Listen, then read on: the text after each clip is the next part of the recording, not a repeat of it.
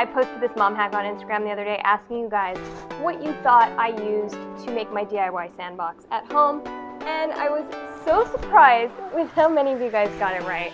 When I saw this, my mind was blown. If you are at home and you are nowhere near a beach and you want your kid to have some sensory play and play with sand, but you don't want them really eating real sand, all you need is a bag in my case, but a box of Cheerios and a blender and some kind of like pan to put it in. This is how you do it. So you want to make some sand? Should we make some sand?